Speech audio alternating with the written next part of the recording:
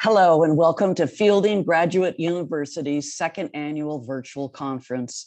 This year, we're speaking to global leading and learning, co-creating an equitable future, social justice, diversity, equity, and inclusion in the 21st century. I'm honored and thrilled to be greeting you for the opening keynote session and this incredibly important conversation, as well as all the stimulating events this week. Hi, my name is Dr. Maria Sanchez. I'm a graduate of Fielding, and I've had the honor of serving on Fielding's Board of Trustees since 2019. I'm also grateful to have been selected as a fellow with the Institute for Social Innovation. I would like to introduce you to our esteemed panelists who are a part of this year's President's Circle, entitled Co-Creating an Equitable Future, the Role of Higher Education. I'd like to begin first with honoring the introduction of President of Fielding Graduate University, Dr. Katrina Rogers, whose leadership is a true inspiration for us all. Good morning. Good morning. And in alphabetical order, Dr. Colette Burnett, President and Chief Executive Officer, Huston-Tillotson University. Good morning.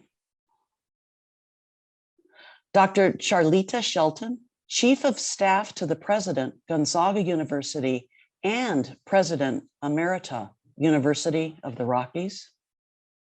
And finally, last but not least, Dr. Richard Yao, President, California State University, Channel Islands, and a Fielding alum. Welcome to you all. Good morning, it's good to be back. I'm so glad. And finally, to our moderator, Dr. Larry Pendley, President of Pendley Consulting, LLC. Good morning, Dr. Pendley. Thank you very much, Dr. Sanchez. It's a pleasure for me to be a moderator with such a great panel. I'm really looking forward to our focusing in on the role of higher education.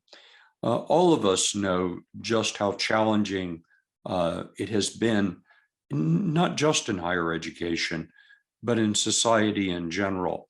As we've dealt with this pandemic, the enormous stress that so many people feel as a consequence of that, as we continue to deal with really the challenges of diversity, the challenges of respect for one another in our society, and the really difficult time we're having with dialogue, with really speaking with one another when we don't necessarily come from the same background or have the same particular ideas in mind. All of that has represented an enormous challenge for our society. And higher education, our schools, our universities are not immune to any of the challenges that society is having. That's why on our campuses, we've really seen so many more counselors and individuals to help students who are dealing with the stress that they're confronting at this particular time. So today, as we begin to talk about the role of higher education, I want to recall for us a debate that occurred at Harvard some years ago between Robert Nozick, who found himself attacking the book of John Rawls, which is A Theory of Justice, which really argued for a different kind of justice in our society. So if I may begin to focus in on our panelists, and you'll not hear much more from me other than really questioning them, because the purpose here today is to give you a chance to really hear from our panelists. So from John Rawls' book, A Theory of Justice, he writes of a moral duty that we have. And my first question, and I'll turn to Dr. Burnett, if that's okay, Dr. Burnett. You can pass the ball if you wish, but I'll start with you and ask, does higher education have moral duties? And if so, what are those moral duties that higher education has? Dr. Burnett? Thank you, Dr. Pendley. I greatly appreciate it. I'd like to say I'm here from Houston, Tillotson University in Austin, Texas. So it's nice to be here this morning. I really appreciate the title of our session, Co-Creating an Equitable Future, because I think it is a responsibility to co-create that equitable now and equitable future. And as a higher education administrator, I feel very strongly that we do have a moral duty to be warriors for justice and equity. I think education is the great equalizer. And the more education we have as individuals, the more opportunities we have. It opens doors and access. If I had stopped at high school, come from Cleveland, Ohio, I wouldn't be on this panel this morning. So it's an opportunity. And it's also a responsibility for us to be sure that education, particularly higher education, because access is a challenge, continues to be a public good and not a private benefit. Because if not, higher education will be a part of the problem of the division of our society and the inequities in our society if we don't really lean forward and lean into our responsibility to be sure that there's equitable access. Because there's a difference between equality and equity. And these challenges are not new, they're just filmed. And the pandemic forced us all to see it and to embrace it, and to see that it's individual responsibility and therefore the collective responsibility. So I think higher education is at the forefront, the pinnacle of making sure that we do in fact are warriors for justice. If I could jump in here, Dr. Burnett, I really appreciate your comment, because I think it does speak to the tremendous responsibility that we have as presidents, as college presidents and administrators and leaders in our own sphere. I was struck last night, I was at an event for Santa Barbara City College, which is a community college and well regarded in the region and in the country. And there was a focus on saying that education is the key to everything, to solving what seemingly intractable social issue. If you care about racial issues and racism, education is one of the keys. If you care about the environment, education is one of the keys. And I really thought about that in terms of this question, Dr. Pendley, about moral duty, because in my head, I translate duty to responsibility. So what are my responsibilities in my sphere of influence as a leader, both in modeling the way, right, in holding myself accountable and helping others be accountable for their actions as well, that we all develop more of a use of self wherever we are. And I was also reflecting on this question of why do we think that higher ed may also have a higher bar? And part of it is the potential influence we have on every single person that comes through our community.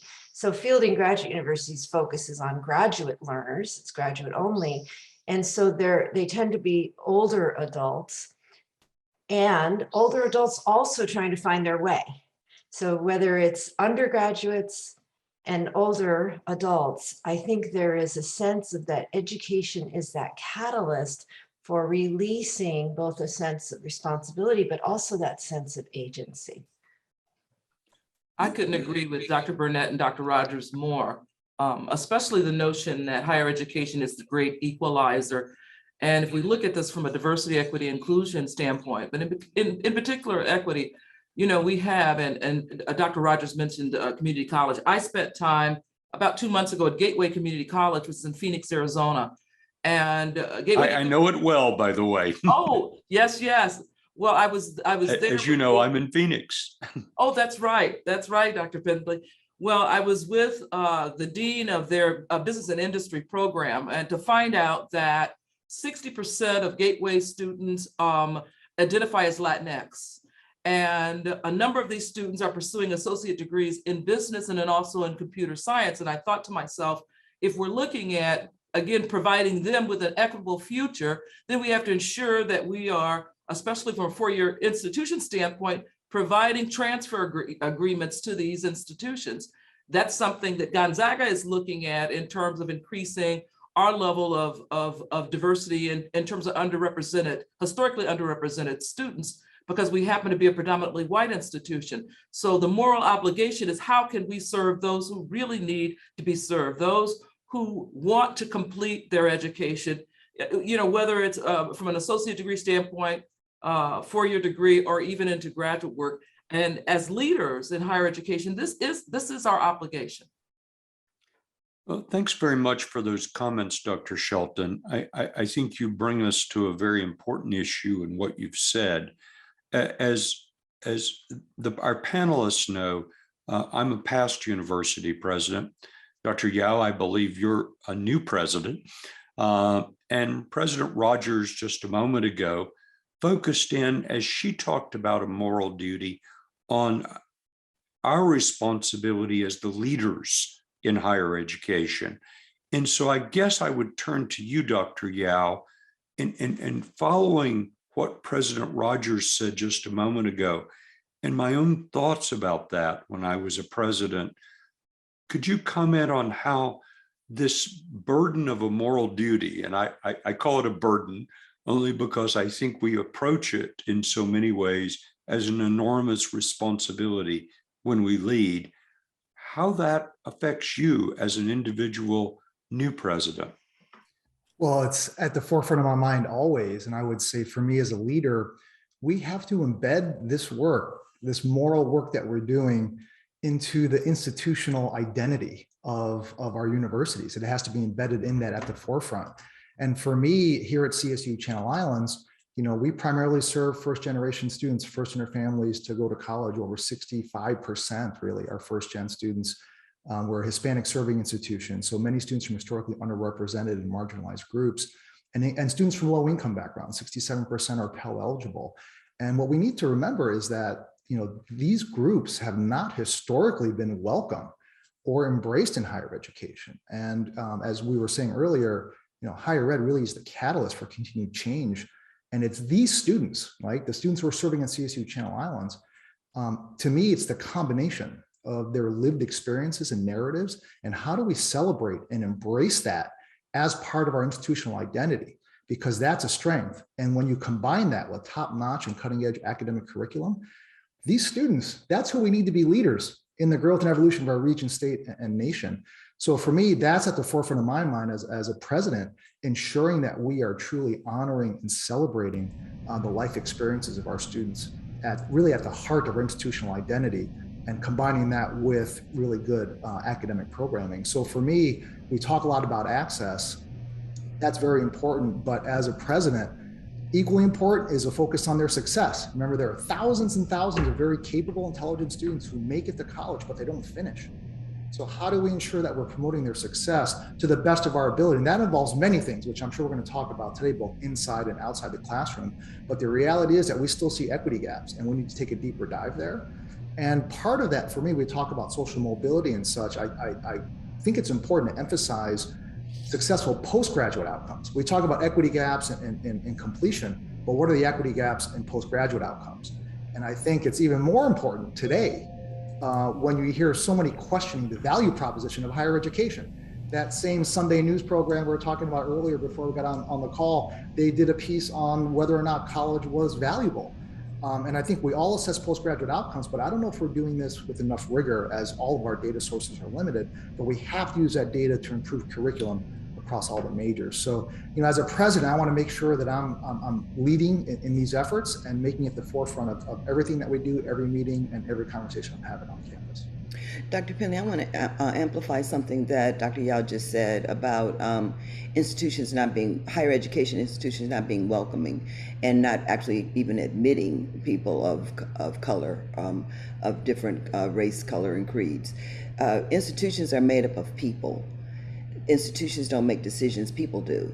And at the time when those institutions, our institutions, were not open, and I say this as a president of a historically Black college, people were making those decisions. So as presidents, we also have a moral duty to watch who we choose to serve our students, because we often put it on the students, where the students have the gap, the students need to achieve, the students need to excel, the students need to come better prepared for college, et cetera. But what happens within our institutions is the people who serve them, and I mean not just from an academic perspective, but even outside the classroom. Who are they paying their bills to? Who's their advisor? Who's their counselor? Who's their residence hall advisor? Those people that we bring into our institutions, we as leaders are responsible to be sure that, as Dr. Yao said, that it's in the fabric of who we are, and we put it in the fabric by who we choose and select to be at our institutions. And the other thing I want to amplify, something I think that was really powerful that is coming from our discussion this morning, is that It's our own personal work that we have to do as leaders to recognize our own biases and our own innate stereotypes and our own decisions that we make. Because until we, as presidents in particular, or senior leaders, until we do our own work, we're not going to make those good decisions or use our spheres of influence to make the right decisions to serve our students appropriately with excellence. And that comes back to fingers point to us. My grandmother used to say, you point one finger, 4 fingers are pointing back to you, because we train the educators, we train the administrators in the K-12 system. We have the doctoral programs. So what we put in those curriculums and what we force people to do their own self-work is important, I think. And I think there are some institutions that are opening themselves up to recognizing that and making social justice, or your role as a higher ed administrator, what is your role? So I think it's really deep into how we actually integrate it, as opposed to focusing on the student and increasing our numbers of traditionally underserved or marginalized populations. It's so much deeper than that. And it goes down to individuals. It's not our institutions, it's the people who work and serve and live and play at those institutions. Dr. Burnett, I'd like to follow on from that, because some of the questions that I think about as I'm going through my daily life and work is, how much love did I put into my work? What am I doing to help people to progress? What mark am I leaving on the life of society? What real bonds did I create? What positive forces did I unleash? And I think I'm going back to the sense of agency, that these are questions that I ask myself, and I hope that we're creating the kind of learning environment and tone for our graduate learners that they're asking those questions as well. At the end of their professional careers, they can look back and say, how much social peace did I sow? What good did I achieve in the position that was entrusted to me? Now, understand, I'm in the context of leadership, organization development, psychology, the social sciences, and how we think about those disciplines and fields as a way to be a catalyst for people to do their very best work in whatever position, whatever lives they find themselves in. But I think these are the real questions that leaders not only ask, but to your point, Dr. Burnett, that we are embedding in curricula and so on. So we have to be very intentional about our work every day and every moment, because we're entrusted with it. It is a trust. You know, President Rogers, and I want to go right back to you, Dr. Yao, after I make a comment here. I know for our audience, we're focusing in on us in a sense, but us in terms of leaders and what we're trying to do in these organizations, in these colleges and universities. And it's not often, I think, that as a president, you get a chance to reflect on that enormous responsibility that you have. No one gives us a chance to do that very often. So that's why I didn't want to rush this particular piece of the discussion that we're having. Dr. Yao? Yeah, I want to come back to what Dr. Burnett was saying about our cognitive biases. And, that to me is one of our moral duties. And as a clinical psychologist, I always say if people were more aware of our cognitive biases, confirmation bias, attribution error, implicit bias, I feel like if we're aware of our cognitive biases and conditioned responses, we will be much more effective in navigating conflict and those difficult discussions that you were mentioning earlier in relation to individual and systemic change. And I think that individual work, it has to be intentional for our leaders. It's not easy work. You're very vulnerable, and you have to be very, very humble in that process. And I'll give you a good example. When I came here to California as Channel Islands, I was in Las Vegas for 23 years in a number of different capacities. I honestly thought I was well on my way to understanding equity and inclusion from a theoretical, epistemological framework. And I came here to Channel Islands, and I realized how much more work I have to do. And I realized that through the day-to-day interactions of our faculty, staff, and students, and if I'm a leader, I was vice president of student affairs at the time, I better make sure I'm doing that individual work. And I think the part of it is being aware of our conditioning, right? What are our conditioned responses? And as all of you know, it's reflexive. but we have the capacity to be aware of that. And one example, I'll never forget this. I was brand new cabinet member walking into a meeting, our Center for Multicultural Engagement. And I was walking in thinking it was just an introductory meeting and saying hello.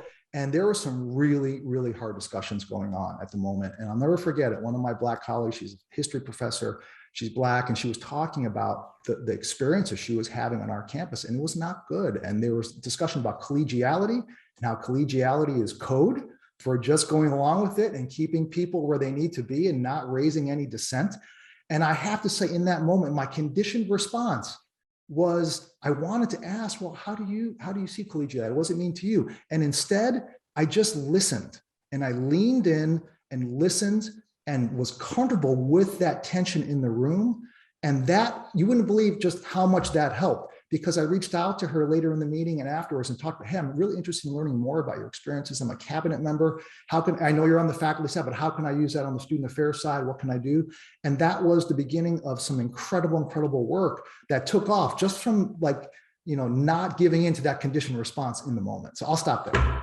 Well, no, I think you've really raised a fascinating issue, Dr. Yao, in your comments. Fascinating in the sense that I think when we hear someone who may not be like us express their experience, and we say, well, that's not my experience, they have to be wrong. That's not the place I'm here. What you focused in on just a minute ago was what Dr. Burnett had said earlier. The background, the biases, the experience that we bring causes us to experience, to understand something in a way that another individual with a different background may well not understand.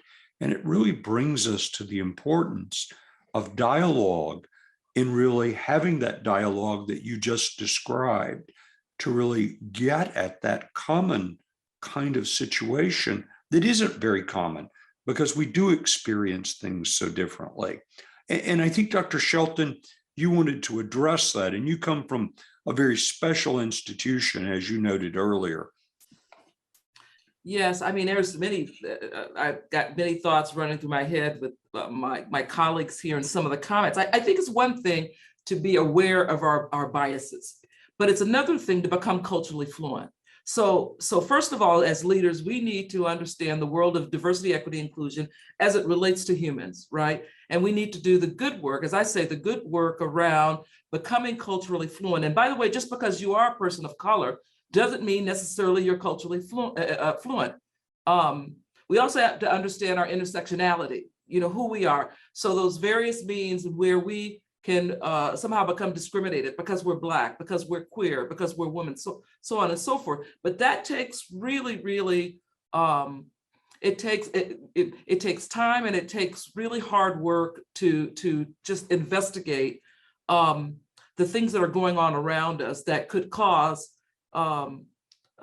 cause situations, I think, on our campuses where students, for instance, protest or they act out because they feel oftentimes that administration is not listening to them and listening to their needs or listening to what's going on in their world, especially if they happen to be, you know, an individual with who's diverse in some sense. So for us to do that good work in cultural fluency, listen, I learned a lot about that during my journey at Fielding years ago when I finished my my PhD in human development, and my focus there was on structural inequality and diversity. And here we are today, right? Here we are today in a world where we have two pandemics.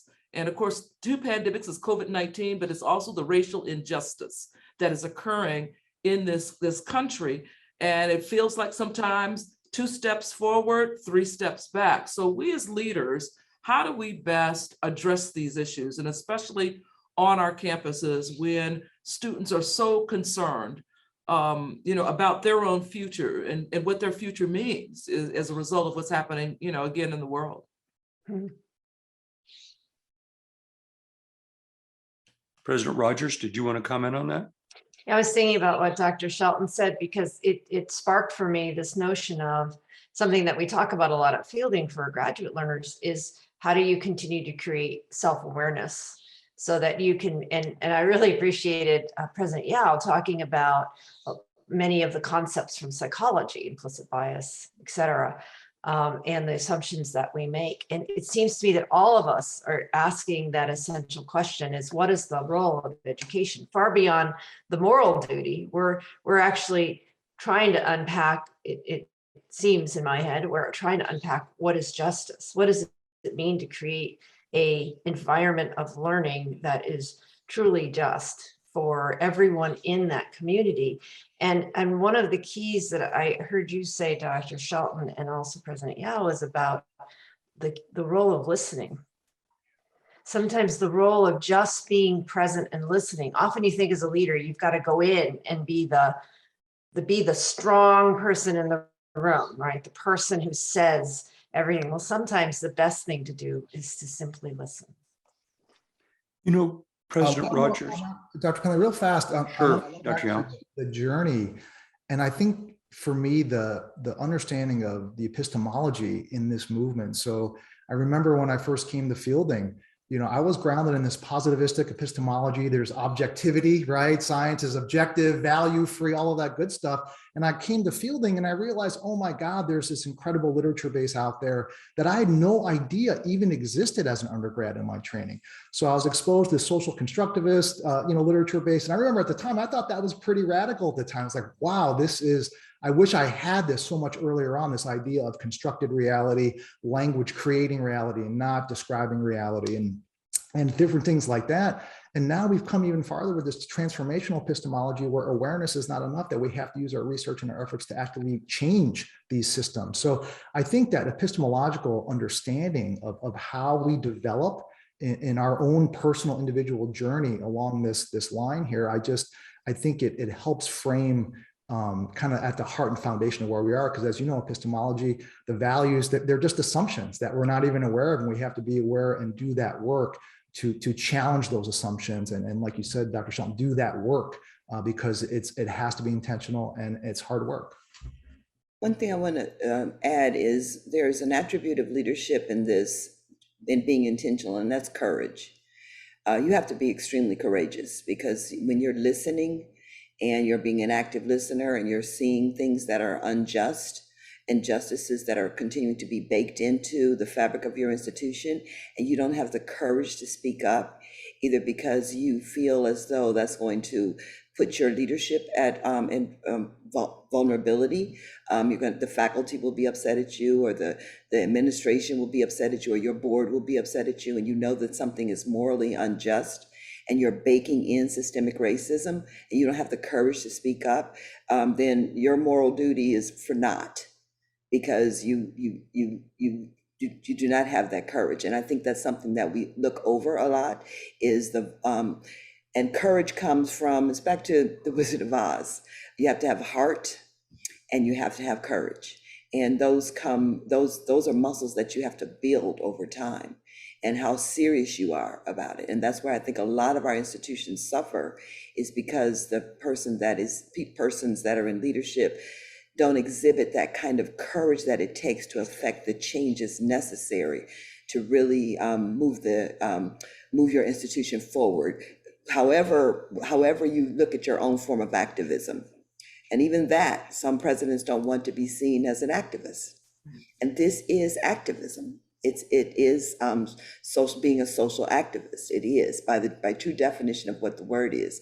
So when you don't want to associate your leadership with that, that's, to me, in my own sphere of influence, you have to have that kind of courage to be able to really affect change, long-term sustainable change at your institutions. And you have to create that kind of environment, whether you call it a safe space, a brave space, whatever language you want to use. It's in creating that kind of environment where that mode of operation is evident throughout your institution. I'm sorry, go ahead, Dr. Shelton. No, I just love the courage piece, the courage to stand up for what is right and what is just. And just a quick example, President McCullough here at Gonzaga University wanted to write a statement after, and you all remember the various bomb threats that were going on at HBCUs across the country. And he wanted to write a statement to the entire Gonzaga community about the injustice that's occurring in this country relative to people of color, but felt a little bit of white fragility in the sense of him being a white male president and speaking on behalf of what's occurred to, again, students, faculty, staff of color at these HBCUs. And I was proud of him because he had the courage to write something. And he says, should I say this? Will it cause more of a spark of folks being angry? I go, no. Speak the truth, speak your truth, because if you do so, then all of these students here and all of the faculty here and our staff here will know where you stand relative to racial justice. And so he published that piece, and a number of folks here really appreciated hearing from him. But it speaks to what Dr. Burnett was talking about, that the courage piece and in leadership. Oh, boy, I would add, yeah, those are beautiful thoughts. I would add, I had a dear colleague who called it standing in the fire. And she really taught me about what it takes to do that. And it can be unnerving, even though you are perceived by others to be in a position of power and authority. You're still but you're also a human being. And I would say it starts with consciousness, because there are many people in their leadership positions who don't think about that, who don't even know to have the courage to take a stand or take an action, and they wait for others. I'd like to chime in on the courage piece. We call it courageous conversations here at CSU Channel Islands. Those are the spaces. But I want to share an experience with my son. I learned a lot. He's 23 years old, and summer of 2020, after the George Floyd murder, he was a tutor at a writing center at his university. And the writing tutors were putting out a statement in support of Black Lives Matter. And he got a little pushback. Folks were telling him the language is a little bit strong, including from his supervisor. Let's be careful what we're saying here. And he said to the group, I was so proud of him. He told me this, and I've taken this with me ever since that time. He told the group, listen, we have to think about who we are speaking to. Who is our target audience? And that is our Black community. I'm not worried about changing minds for the racist community that's out there. I want our Black community to know when they come to the writing center, we have their back. So always think about who your intended audience is for these things, and that that support is targeted there. And that's something that I took from him, and I had a great conversation with him about it and told him just how excited I was that he was courageous, talking against his supervisor and his peers. And I told him how much I learned from him just from that experience, and that's something I always keep in the back of my mind in these conversations. We've been talking about something that I think is really difficult for presidents, and that is to have the courage to lead. And all of us who've been in those roles have confronted times where, as Dr. Burnett said, our board may ask us to do one thing, but we have to have the moral courage, as she said, truly do what we know is the correct thing. What I'd like to do at this point is really with a comment of Diana Webb, who's listening and observing this, head to a related topic that she's raised, but I want to do so within the context of what President Rogers said earlier about a just society. Diana Webb commented about Dr. Shelton and what you said earlier, Dr. Shelton, that becoming culturally fluent is crucial. Now, in creating a just society, and I'll return to John Rawls and a theory of justice as I ask this question, really talked about the need for fair equality of opportunity if we're to have a just society. He spoke of mutual respect. So I start with you, Dr. Shelton. Coming from a Jesuit institution where discernment is so very important at a Jesuit institution, how then is it that we as educators promote mutual respect, fair equality of opportunity in what we do in designing curricula, designing experiences for our students? Dr. Shelton, you can take any part of that you want. Thank you, Dr. Pendley. I would say, to be honest, it really starts within the institution and the leader's appreciation for the work of diversity, equity, inclusion. In other words, to understand the big picture, to understand the picture, which would be a picture of inclusion, of the students that you bring in, the faculty that you bring in, the staff that you hire. Are you really going back to doing the work around DEI and having a full understanding? So it begins with the education of your community around, back to the point of cultural fluency. We have to have, and I don't like to use the word necessarily training, I like to use the word development. So how do we all develop? And we can't assume, we have our most wonderful, intelligent, educated faculty, but we cannot assume that all of them understand the world of DEI. We cannot make that assumption. So how do we ensure that everyone is on the same page in terms of the learning around those who are different, and believing in terms of the right thing to do, meaning the right thing to do is if you're an open access institution, then be an open access institution. What are ways that we can bring our students in so that they can, again, become students without criticizing them, let's say, because of social economics, let's say. They can't afford, to be able to go to a school like this. At Gonzaga, it is not an inexpensive education for 4 years here. So we have intentionally created scholarships around those individuals who are different, if you will, in many different aspects, if you will, and how do we best support their education financially to bring them here so that they can learn at a wonderful Catholic Jesuit institution. So I think that the DEI work becomes incredibly important. And I'll also mention, I am shocked by, and I think there's a question, I know Dr. Pendley's trying to get through at least a few questions, but questions later on it talks about this aspect of, how do we best work to be inclusive and intentional in terms of inclusion of others. Looking at the racial injustice that's occurred in this country, and then knowing currently that a number of institutions are just now hiring an inaugural chief diversity officer. And as a result of what's happened in recent times, where you would think the progressive institutions have thought about that DEI work and a leader in DEI to help that institution come along and understanding what, the world of DEI, what it happens to be. But now we have a number of institutions that are now, and God bless them. I mean, I'm happy that there is a focus, but are we ensuring that we're doing the right thing? Are we ensuring that we're bringing the folks in that can help us do the good work around, again, going back to DEI? So anyway, kind of a long-winded answer to that, and I'm very passionate about the work and passionate about the education around the work of DEI.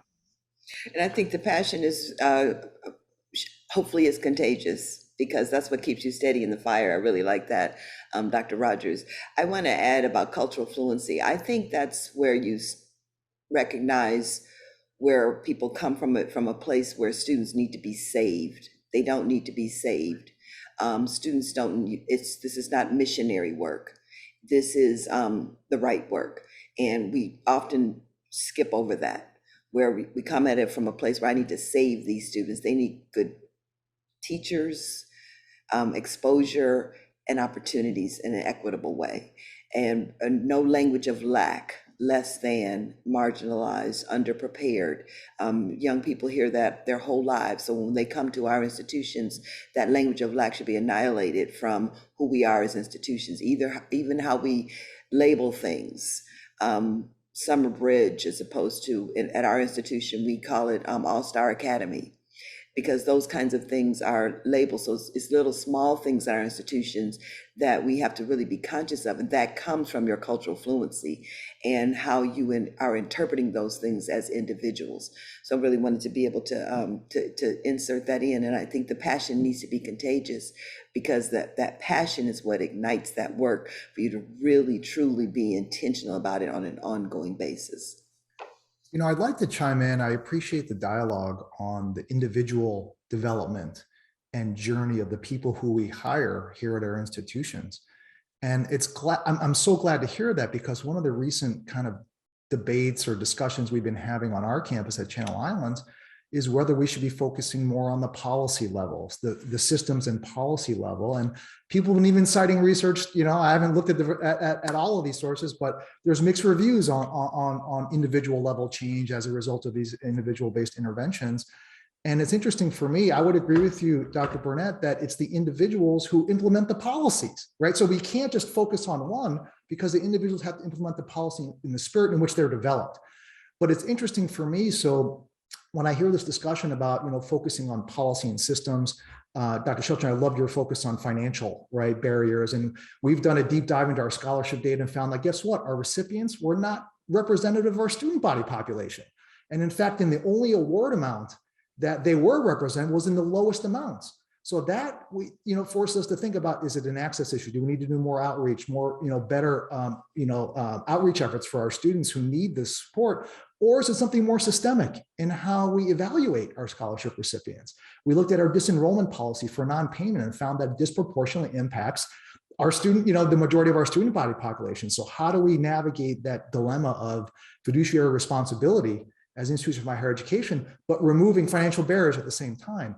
So at the system level, it's important, but I tell you, an individual level, I'm a firm believer in the stages of change model, that lots of cognitive work has to happen before we see overt behavior change, and the importance of matching our intervention to where our folks are on that continuum of change.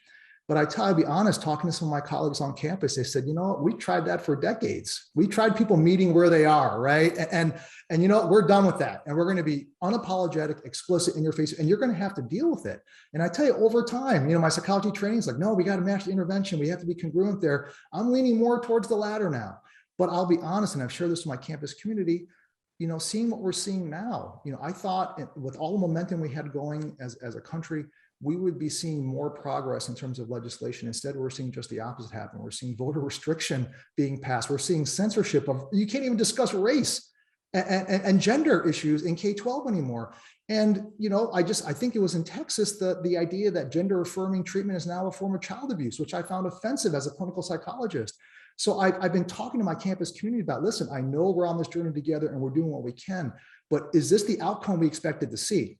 And for me, it's no. Okay. And I know historically that is usually the trend. We start seeing a big backlash the other way, but I've challenged our campus community and myself to think about, okay, do we need to tweak our approach to this? Do we need to make some nuanced changes so that we're not seeing, we're serving as a catalyst for change rather than seeing more resistance? Interesting challenge for me right now. Oh, wow, Dr. Yao. I in the course of getting to know Katrina Rogers, I've really come to know Fielding, even though I'm not one of the alumni like so many of you. But as I've watched what Fielding has done and listened to President Rogers, I wonder if you, President Rogers, would care to comment on what Fielding has really done in its building an environment, a curriculum, an approach to this whole issue of social justice for fair equality and opportunity. Because as Dr. Yao just reflected, how we deal with that and whether in fact we can really teach something like that, as he has raised that issue. Yet even in raising the issue, as I reflect on Fielding, I see an institution that has accomplished something that few others have been able to do. How do you do it, President Rogers? I really credit the faculty and the students. They co-create the learning environments themselves. But here's what I would say. It is a bit of a puzzle in graduate education, because as you know, graduate education in particular is disciplinarily focused. And to think that you are going to predicate an entire learning experience on concepts of social good and social justice and social and ecological justice, I would add, it often may seem either counterintuitive or antithetical to the content mastery that is required of a graduate learner. And since most of our graduate learners are doctorally focused, 85% of our graduates, graduate with PhDs, there's even more, one might say there's a tension here. There's an inherent tension.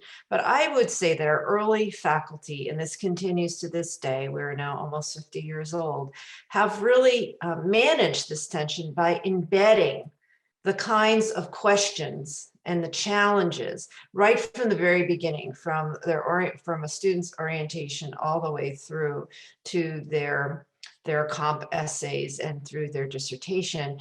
And it's all around asking powerful questions.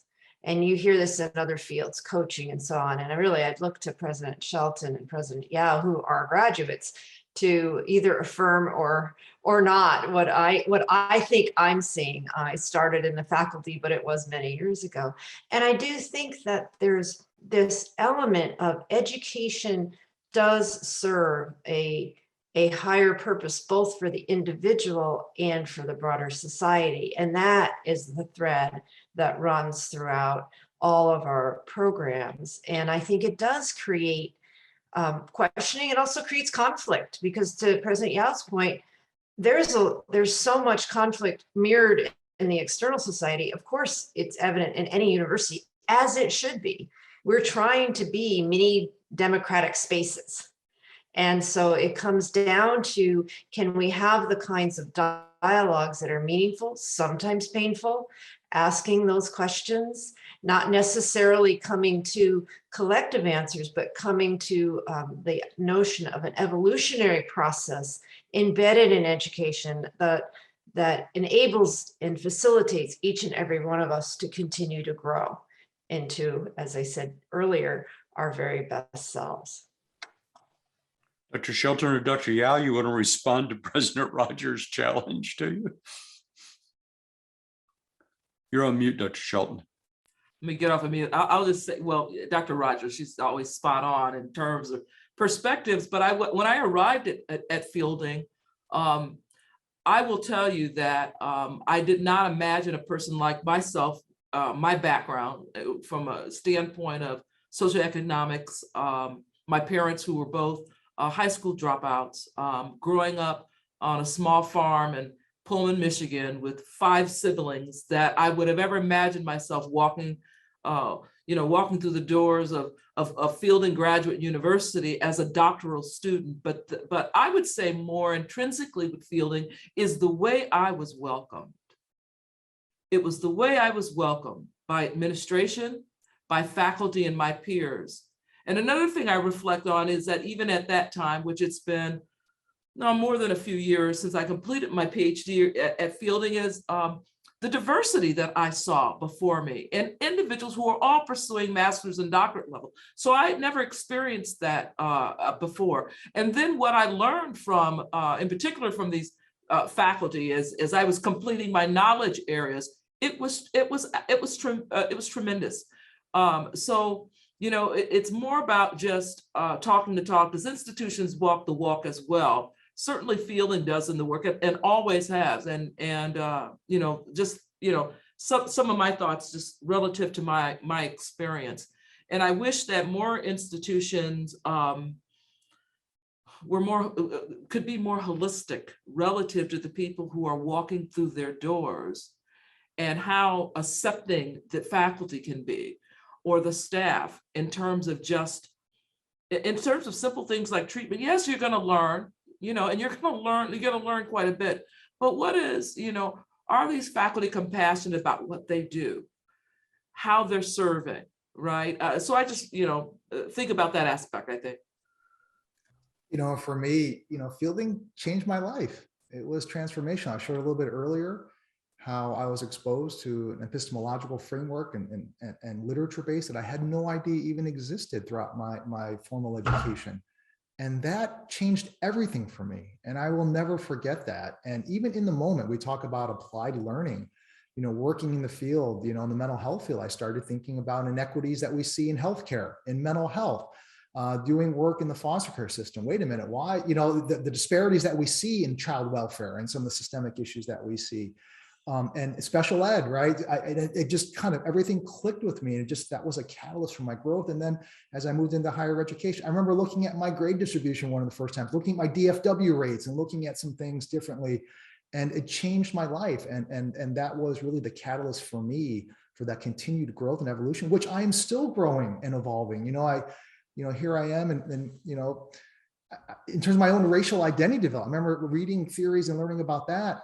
I had no idea. I mean, growing up, my parents were immigrants from the Philippines, and we never talked about race and ethnicity in my family. It's like, hey, we're here, have at it, and it was, I realized, very late in my life, all the turmoil that I experienced throughout my entire life. I had no idea what it was about until more recently. And even when I came here at Channel Islands, it became more clear that a lot of the turmoil was the result of my own ambiguity with my own racial identity development. And so the work that Fielding provided me and the support and the education really was just a catalyst for so much in my life that I know I wouldn't be here without it. Wow. Any further comment, President Rogers, in light of what Dr. Shelton and Dr. Yao just said? Well, as you can imagine, I'm just humbled by the people around me, including our students and graduates. So thank you. Dr. Burnett, you've moved to a new university. Dr. Yao has recently started a presidency. And I want to turn first to the two of you as I pose the next question, which really gets back at our topic today, the role of higher education in co-creating an equitable future. I wonder what you consider the biggest challenges that we confront in higher education. What are those challenges that we're facing? And then what are your plans to really address that and really meet those challenges in your institution? I'll start with you, Dr. Burnett. Thank you. I see access as the biggest challenge, and I'm defining access as affordability. You think I had a very eye-opening experience when we had to distribute the CARES Act dollars to our students.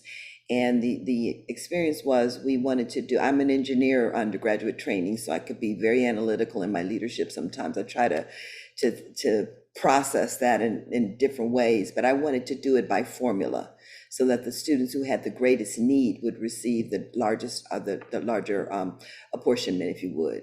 So I've been in my 6 years of my presidency, and now in my 7th, I have been, I do a lot of talks to encourage people about my institution. And we are not a charity, we're an investment. And we're 74, sometimes 5% Pell eligible. So I not really thought through in a very detailed level what that meant. So when my CFO came back to me with, a proposal on how we could distribute the funding, it came to me in a very jarring way that Pell eligible meant that the estimated family contribution for the majority of those Pell eligible students was a 0%, zero estimated family contribution. So not only were they Pell eligible, meaning that they were at a certain income level as defined by the federal government, their families could contribute nothing.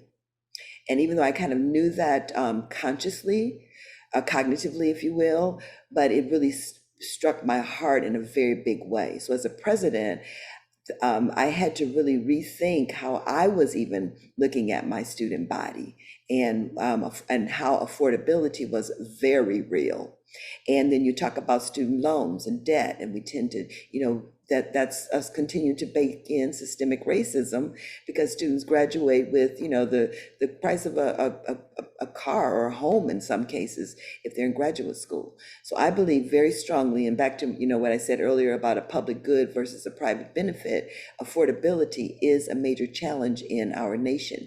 And what do we do when we think about how we look at affordability?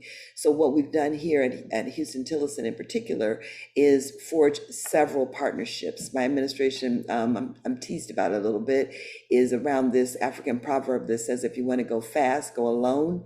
If you want to go far, go together. So our togetherness looks where we have forged some really strong partnerships with large foundations in here in the Austin area in Texas, or in the nation actually, and with corporations, so that we have reciprocal and sustainable relationships where our students benefit from scholarship dollars, internships, positions, back to the social mobility piece of it, and the corporations benefit because we have a tagline, hashtag I am the pipeline.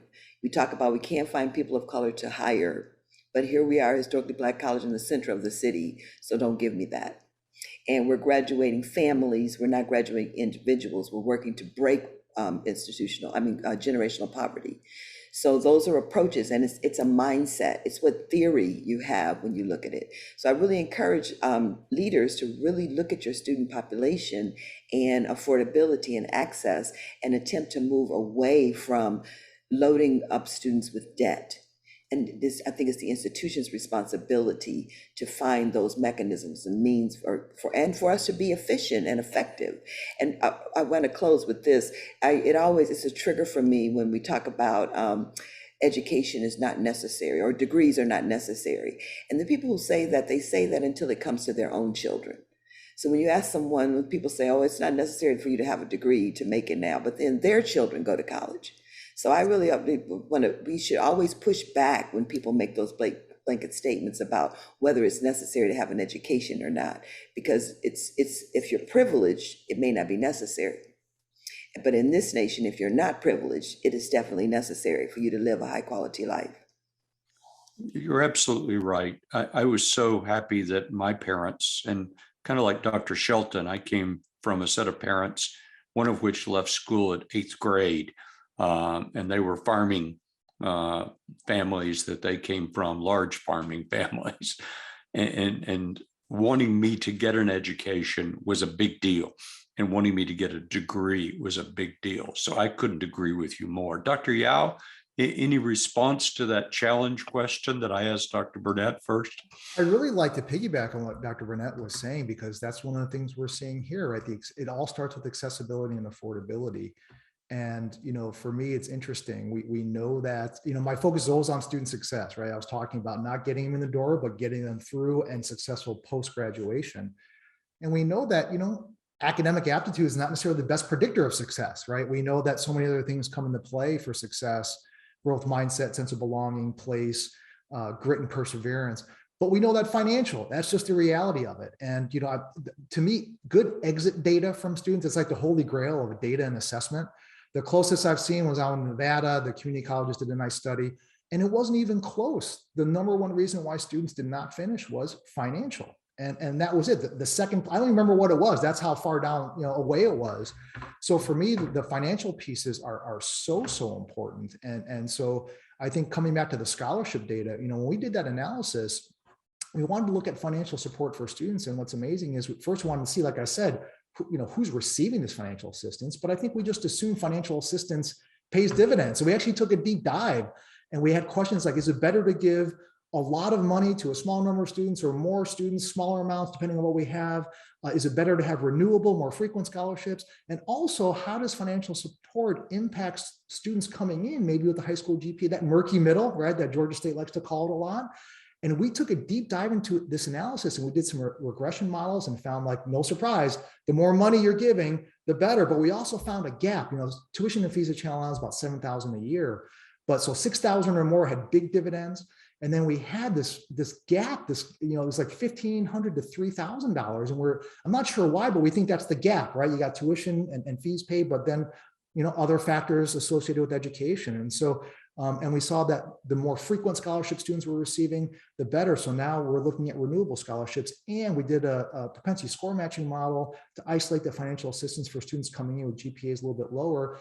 And lo and behold, that financial support, they were outperforming students coming in with, higher GPAs who did not receive financial assistance. So now when I'm out and about talking about scholarship support and foundations with donors, we're sharing this data, and now we're structuring our scholarships, grounded in this data to hopefully better support our students, but most importantly, tying that into things like these high impact practices. All right, first year student, we got you here. We're going to do 4-year renewable. Here are the amounts, but you're going to be in a living learning community, or you're going to be part of this learning community. And so this is some of the things that, that we're trying to do here to be a little bit more focused and intentional. I think historically in higher ed, we cast a broad net, but I think we have some good data now we can be very, very intentional in our outreach efforts. And I mentioned our disenrollment for non-payment policy.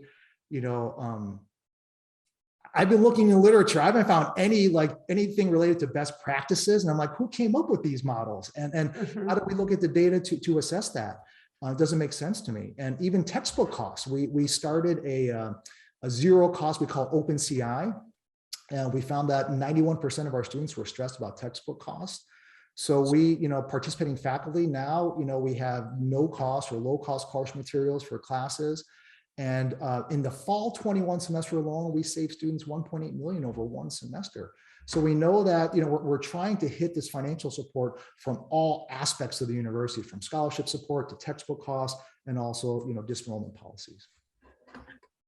If I could add, we are doing something along the same lines in the graduate space. So our board of trustees has initiated no tuition increases for the last 3 fiscal years. We hope to continue that practice, or at least start offering more guaranteed tuition rate programs where we can.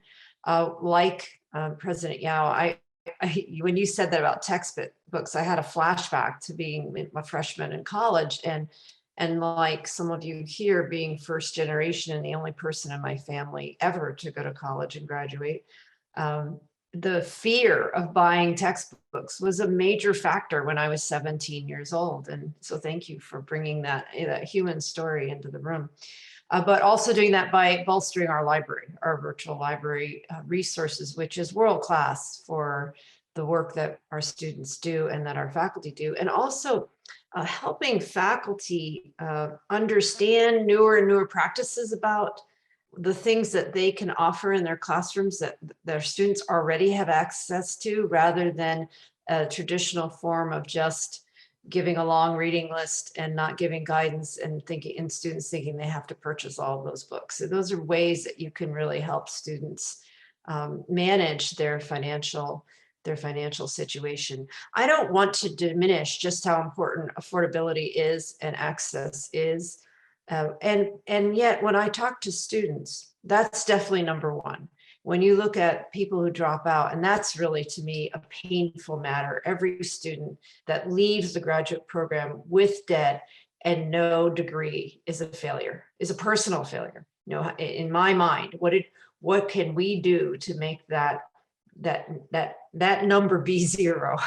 Because it is such a drain on not just that human being, but on the whole family and the family structures. And it goes on forever. As we know, student debt is not one that's easily dispensed with. But I think there's another issue that our students come to fielding, and more I've been seeing it over the last 4 to 5 years, and it's existential.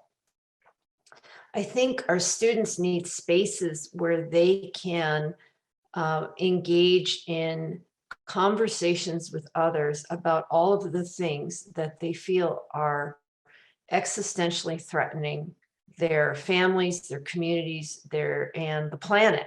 So it could be anxiety about the environment and environmental grief and prolonged grief about that. It could be racism and what we see every single day that people are just experiencing and taking in and internalizing. And those are the two, I think those are the two that I see the most on our campus. Our campus is a figurative one, since we're not a campus-based set of programs, but I'm curious if other presidents are seeing this as well. And it manifests in wanting more support, not just health and wellness, mental health and wellness, but also places to talk, spaces to be angry, be sad, be grieving. And I'm just interested if that's something that's come up. So to me, it's something I'm seeing in the students, and it's less about something that's being driven from the top. It seems to be coming from all quarters at the institution. Well, President Rogers, listen, that really speaks to what's happening in this country, especially as we are entering 3 years of the pandemic, is mental health.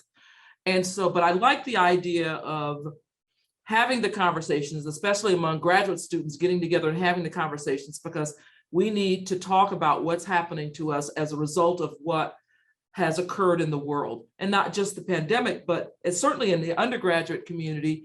We're dealing with record numbers of incidents among students who are committing suicide, record numbers of students who have developed anxiety disorder and other types of mental illnesses, to the degree that we have had to really beef up our counseling staff here, hire more than just one psychologist as a result of everything happening in the world, which means that students are not able, they're not able to process everything going on, let alone adults being able to process what's happening, but students not being able to. And so what happens there? It affects the retention rates because they'll drop out. It affects their learning, even if they stay in, because of a lack of focus. So, you know, certainly to Dr. Pendley's question about significant challenges in higher education, the mental health of our students is one of the, I would say, one of the top. But the other piece that is talked about, I think here and there, is my concern really focuses on the number of colleges and universities that are now closed as a result of the past couple of years. Simply, they're not open. They could not even afford to be open. And then what happens is you then create a competitive nature between colleges and universities and how they differentiate themselves in terms of gaining enrollment. So now it's become very competitive, and maybe not so much within the state institution circles, certainly within the private independent colleges and universities, we're seeing this. And so now we have to be more creative in terms of partnerships that can be formed, institutions that are merging together so that they can be, you know, financially stable. But I certainly see that as a big concern. And then also, President Rogers, we probably could have an entire session to talk about the value of graduate education in the United States, because we don't talk a lot about graduate education, by the way. Agreed. I'm sorry, go ahead. I was going to say agreed on all points. I was just going to say, indeed. Dr. Shelton is correct. We don't talk about that so much. I'm enormously affected by some of the comments about access and affordability of higher education, both graduate and undergraduate. It has struck me that so many of our institutions are driven to achieve some recognition. And so recognition means I've got to attract the very best students. So many universities are focusing on merit aid rather than need-based aid. And in my role as chairman of a board of regents, one of the issues that I've been most focused on is this issue of affordability and access. And indeed, for some of the poorest and lower income working families in my community, as I've talked to students in various communities, and there are whole communities where no one in their neighborhood has a college degree. No one's parents know anything about a college degree. So providing not only the need-based aid has been something that's very important to me as I've worked here in Arizona on something called our Arizona Promise Scholarship that's intended for the neediest students in the state, but also how we help parents to understand that they can let their child go to school. I mean, I can recall in my own parents, well, how are we going to afford that? And in other parents, I know that's the question that they ask as well. So I just wanted to return to this affordability issue as one of the challenges for just a moment. And maybe Dr. Burnett, you'd like to extend your comments from earlier about that issue, because I think it's so significant across the country today. You know, and it goes to what we determine, how you define best students and how intentional you are in looking for those, you know, quote unquote, and I put air quotes, best students. We spend a lot of time with athletes, with their families. We recruit their families. You know, if we want to build a good, strong athletic team, we spend time and we court their families to the nth degree, we being higher education institutions. So why don't we put that same kind of energy into non-athletic scholarships and building a phenomenal diverse student body. And I don't see need-based as a negative, depending on how you do it, on how you couch it, and how you present it to students. It's a fact. It's just a fact. So the energy that we put in recruiting athletes and educating their families on why our institutions are the best fit or a good fit for them, even when they may not be, I think we need to put that same kind of energy in how we recruit, and I put quotes around air quotes around recruit, or how we go out and look for the students who are fit for our institutions, because our institutions are not monolithic. You know, young people, even in graduate school, you shop for where your best fit is, and how you go about building your recruitment program, your admissions program, your enrollment management program on your campuses, the theory that you have behind this. And it's hard work.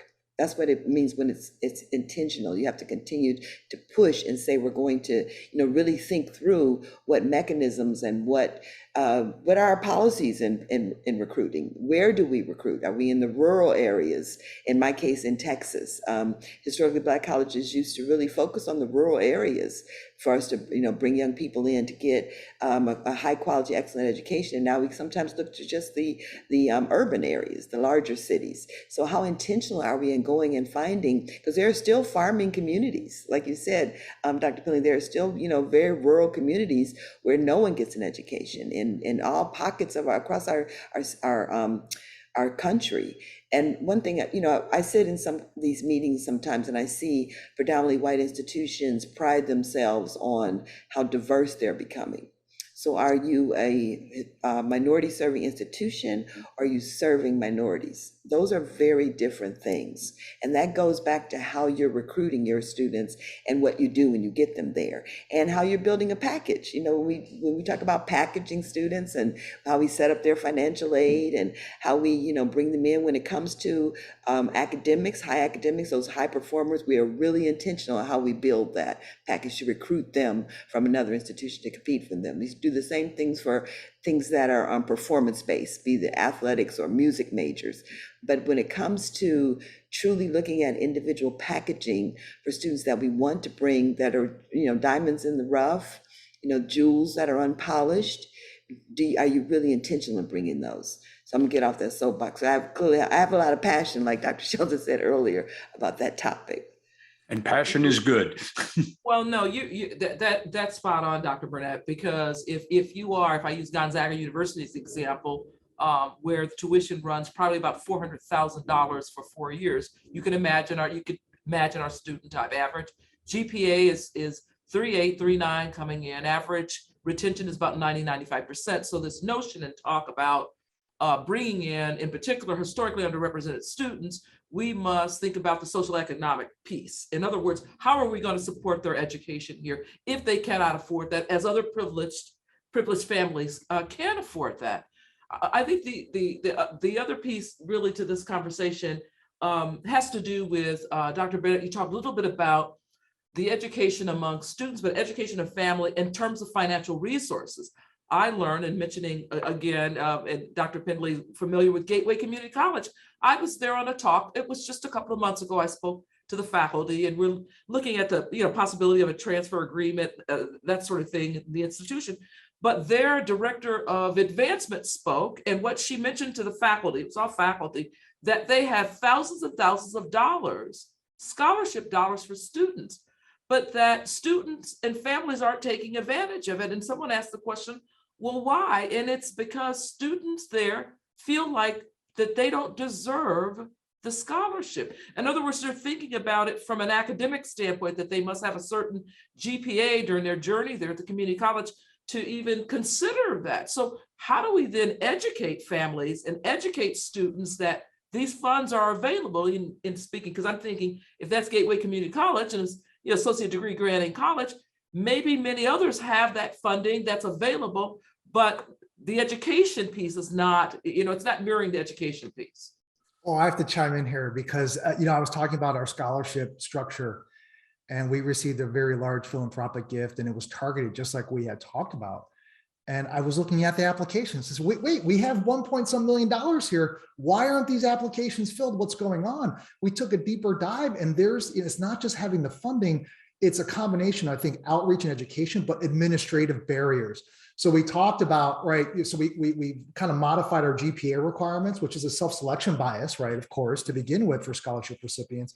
But then also one of our requirements used to be like a letter of recommendation. So a good chunk of our students, they're from, migrant farm worker, right, families. And so, it seems just inherently natural. Oh, a letter of recommendation. Well, what does that mean for our students? Or, an essay, like, are they being evaluated again? They've been evaluated their whole lives in many different ways. Is this another type of judgment or evaluation? So how do we get that outreach there early to walk them through this process? Another good example of administrative barrier is our scholarship application deadline.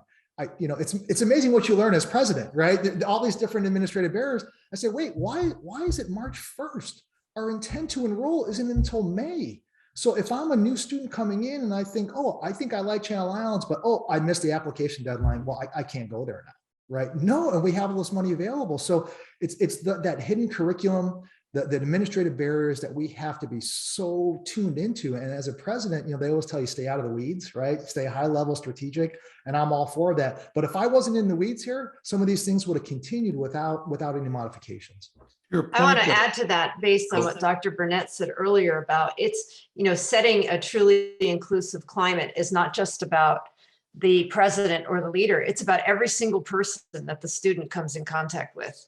And so I want to credit you, President Yao and President Burnett, for making the point that you have to be thinking about every single person in their units saying, okay, what can we do to smooth out this barrier? You may think it's a deadline, but here's why it's a barrier, and help people actually think that through. And they develop a mindset of how can we improve every single time we do this so that nothing is automatic. I just want to credit our financial aid and scholarships unit. The leaders in that unit are always so vigilant about just what you said, President Yao, and this goes back to your earlier point, Dr. Burnett, which is they've developed the kind of self-awareness and intentionality in their work that I'm very proud to say that, it's evolving, and it's always about reducing those barriers, going back to structural, which you mentioned, President Shelton, structural inequality. What are the structures that we're putting in place that are actually promoting inequality? Well, and even for us, real fast, looking at something as simple as the essay question. What are we asking and how are we framing that? And we've made some modifications. What some of our donors say, hey, why not ask, tell me what you're passionate about, right? In versus, how would you benefit from the scholarship? Or what would this mean? Like, no, what are you passionate about? What do you hope to accomplish? Like, so it just a little bit of cognitive reframing, I think, changes the narrative for a lot of our students who like my colleagues were saying here, that they may not think they deserve this financial support, or they may not qualify. Let's just tweak that essay a little bit, and it changes. Now it brings them out for who they are, their intersecting identities, authentic selves, all of that, and let's honor and celebrate that as part of the application process. I mean, like you, Dr. Yao, when I was president, I asked myself, why are we asking that question? And why are we asking that in that way on an application? One of the audience members, and I'll turn to you first, Dr. Yao, asked, how do you bridge the financial gap without further entrenching an attitude of helplessness? Oh, I don't think it's an attitude of helplessness at all, actually. So for me, I think when we provide financial support, we know that is a huge variable related to student success. So for me, again, I think it comes, let's support them, let's serve them, as Dr. Burnett was saying, truly serve our students. And that's a big part of that. But for me, how you bridge that gap post-graduation, it stems from your curriculum. So for me, I'm really interested in taking a deeper dive into our postgraduate outcomes. We pride ourselves on being a form of social mobility for our students and making that work. But when we assess it, to me, I want to take a look at, all right, which disciplines are our students really faring well? post-graduation. I know you can measure postgraduate success in many ways, but how do, we can do that and then reverse engineer it. To me, it's about what is it about the curriculum that is contributing to these positive outcomes? Is it the fact that students are required to engage in a high impact practice, undergraduate research, a learning community, a capstone course, right? Internship, service learning. And can we see if those high impact practices engagement are having an impact on these postgraduate outcomes? Is it about the equity and inclusion that's built into the curriculum and the student learning outcomes into these programs? So for me, if we can identify what those factors are contributing postgraduate success, that is what promotes the social mobility. So they're not, granted, finances are struggle for so many of us, but if you're prepared through the education, I think that's how you bridge that gap. And I absolutely love the way Dr. Yao's institution is using the data to tell the story. It's not emotion, it's about the data, it's about the facts and what you're committed to, what your mission is and how you achieve that mission. So I don't see it as helpless or promoting helplessness at all. I'm trying to pronounce all of my consonants in this moment, helplessness at all, because it's how you package it and how it's in the culture of your institution. I'm not saving you. I'm giving you the opportunity you deserve as an American citizen. That's very different than I'm saving you from yourself. And if I wasn't here to help you, you're going to continue with this downtrodden space. Those are two different cultures and two different presentations and two different ways of achieving the mission of your institution. So if you drive back to the mission of the institution and you truly have that that posture of equity, and back to this, the topic of today of co-creating an equitable future for all, it's not promoting helplessness at all. It's opening doors of opportunities that have traditionally been closed. Perfect, Dr. Burnett, absolutely perfect. As in the few minutes we have left, I want to spend that, if you don't mind, focusing in on our students. We've talked a lot about the institution, the responsibilities that we have as presidents, but I'd like to focus in on students. And I know when I've sat down and talked to students, I find myself sometimes surprised at what those students' real interests are. And I'm wondering from each of you, as in your roles, what you've found most surprising in your conversations with today's students, whether graduate or undergraduate. And I don't know who'd like to begin with that, but whoever would. Dr. Burnett, why don't you start? What's been most surprising to you? So pre-COVID, I would make a point to have a meal in the cafeteria with a student, breakfast, lunch, or dinner. Just show up and have a meal with the student, or sometimes it would be a planned meeting. And it helped me to stay connected to my why. I think administrators could come to campus every day and do their administration and never have contact with a student. And you will actually lose your own personal purpose as to why you got into higher education in the beginning, because we should always be thinking students and then deciding. And even now through COVID, I see how resilient these students are, and resilience can become abusive at a certain point in time. So when we talk about resilience, at some point, why do I have to be resilient to get an education? Why do I have to have grit for me to be successful? So those are questions we have to ask ourselves. Why are we putting our students in that position? And that being said, and their fearlessness and their leaning into an equitable future, we are in the way in many cases, because this generation, and I'm talking from the traditional undergraduate model. So this generation of students, whether it's Z, Q, I lose track of, all the different Gen X's, Gen Y's, Gen Z's, but the young people that are traditional freshmen now, they're very, very in tune to what inequities are, and they really want to learn, and they're open vessels, and we get in the way. And that's where bigotry and bias and stereotypes, and it's the things we're allowing, like here in Texas, or with the conversations around critical race theory. Why would we not want to teach true history to all? Like as educators, we need to really ask that question, and why are we tolerating that to happen? So we're damping down this creativity and this intellect and this this desire to have a whole heart and to love and to have passion. And we got to get out of the way, because that's what I've found for the traditional incoming freshmen right now.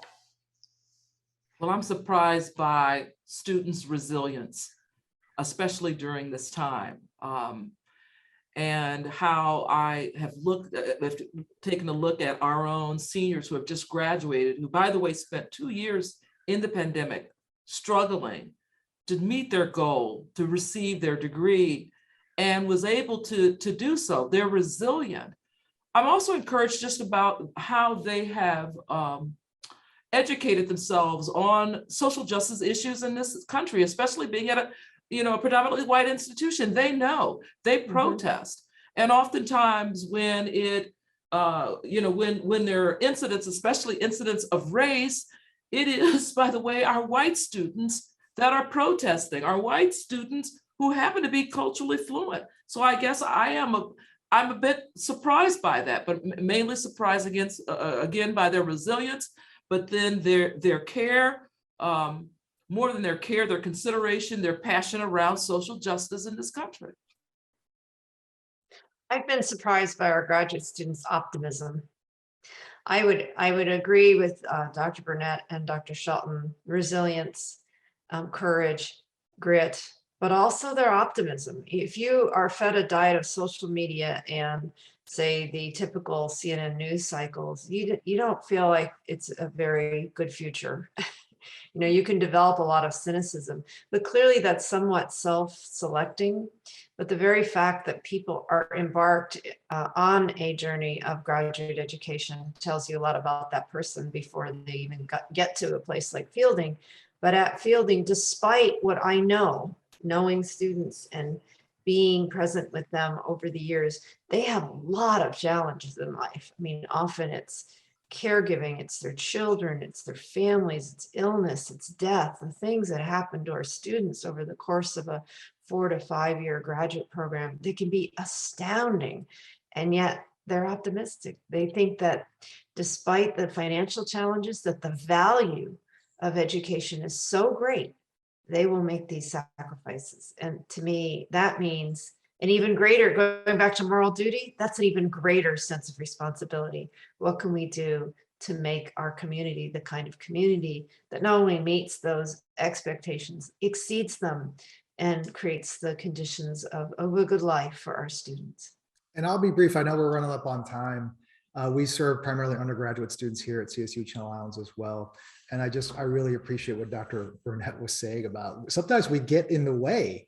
Our young students, I absolutely love our students. I am so impressed by them. They are the heart and soul of our institution, their narratives, their experiences, and they're absolutely wonderful. But I agree, they seem to me to be so aware of equity. They've seen the inequities, they lean into that, and they embrace that as an underlying assumption. It's not a debate, right? Is there such a thing as cultural